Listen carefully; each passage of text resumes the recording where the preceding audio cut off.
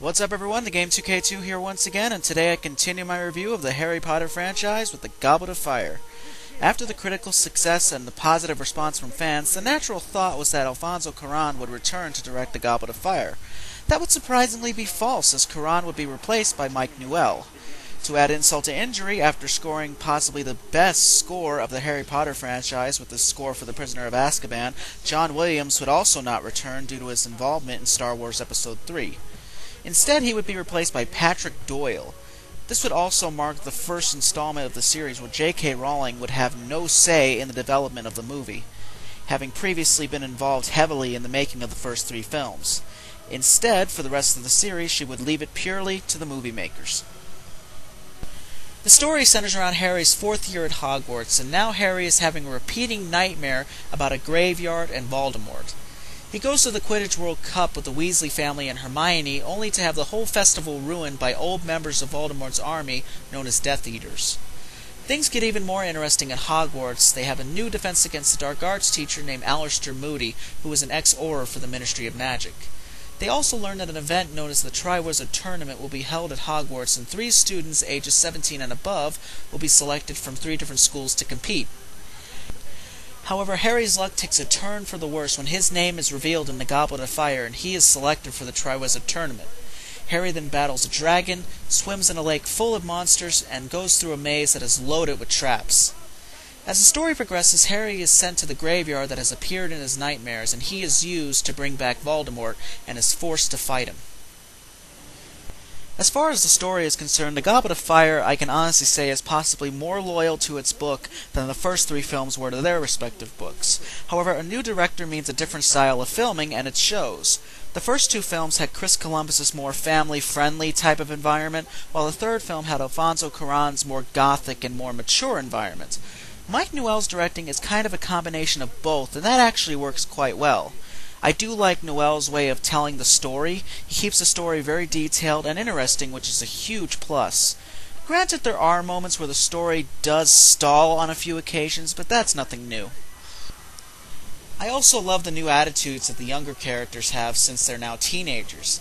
Sure, some of it can be a bit overdone, but that's really what's charming about all of it. The characters are asking for dates to the ball, and actually seeing some relationships build is a great new step for the series. However, I think one element of the film that Newell slips on is the development of the new characters. Aside from Mad-Eye Moody, there really isn't much known about some of the new characters. Barty Crouch, who was a character that played a massive role in the book, only has a small fraction of his backstory told. Cho Chang has no development at all. Even in the books there is some story to her, but in the film she is only introduced, and that's really kind of sad. Developing the character helps the audience feel like they know the character, and I just didn't feel that for most of the new characters, and that's truly unfortunate. Also, what do fans have to do to get an action director in this franchise? 4 movies in, and I'm still very dissatisfied with the action.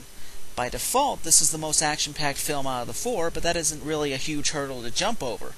When it comes to the action, there is no excuse for The Goblet of Fire. This is a film that had the Triwizard Tournament, an event that has 3 life-threatening tasks, and yet only 1 is okay, and the other 2 are letdowns. The one that's okay is the Dragon task. While it's still a little bit on the slow side, it's still a good scene. The Black Lake task is beyond boring and moves at a snail's pace. However, the biggest letdown for me is the maze. When described in the book, the maze was filled with dangerous creatures and dangerous obstacles. In the movie, the maze is just walls of attacking branches. That's really a letdown. However, the CGI is once again phenomenal. The Harry Potter franchise is one of those franchises where the effects has just gotten better and better, and the CG for the Goblet of Fire continues to make strides. My favorite effect is actually one that most people overlook, and that's Voldemort's nose. They had to remove Ralph Fiennes' nose and replace it with 2 snake-like slits, and it looks phenomenal, and it looks so natural that you forget it's an effect. There were a few new additions to the cast for this movie. First, we have Brendan Gleeson as Mad-Eye Moody, and he is absolutely perfect for the role. Not only did they do a fantastic job with his makeup, but he really captures the character that was in the book. And of course, for all you Twilight fans out there, Robert Pattinson performs the role as Cedric Diggory. This always makes me laugh because most Twilight fans who get into the Twilight versus Harry Potter argument always seem to leave out that one of his first big roles was in a Harry Potter movie. I have nothing really against the Twilight franchise, so I'll leave it at that. But Pattinson does play the role well, and is pretty loyal to what the character was described as in the book, so that's always a plus. Stanislav Ionescu plays the role of Victor Krum, and I know I got that name wrong, so I do apologize. His performance is good, but I hate the way the character is written in the movie. In the book, the character has a lot of speaking scenes and some pretty key moments in the story. In the movie, he only says one line out loud, and is really only used to enhance Ron and Hermione's story, which is a shame. Then there's Clemence Poésy as Fleur Delacour, and she performs her part very well too. However, like Krum, the character's speaking lines is really reduced, but unlike Krum, this character isn't mentioned as much in the book, so they could get away with it. Roger Lloyd Pack portrays Barty Crouch Sr., and while I like his performance, I don't like some of the changes made to his character, particularly his background story on how his son was a Death Eater. They made him more sympathetic, more shocked, and more shaken when the character was actually more determined and more convinced in the book. Also, this is something that fans have brought up, but I have to mention it too. Why the hell does he look like Hitler? They gave him the mustache, and even his hairstyle resembles Hitler. Were they purposely trying to offend people with this character? And last but never least, we have Ralph Fiennes as Lord Voldemort. And while I did have my doubts about this casting choice, my doubts were completely gone when I saw him portray the character. Fiennes is just incredible in this role. He is exactly what the book describes. While the appearance of the character is changed around so they don't lose the look of the actor, he still looks incredible.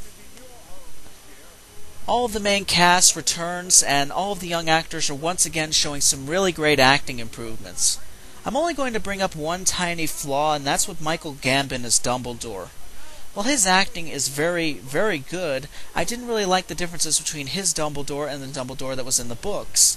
In the book, Dumbledore is a calm character. Even in the moments of danger, he still remains calm.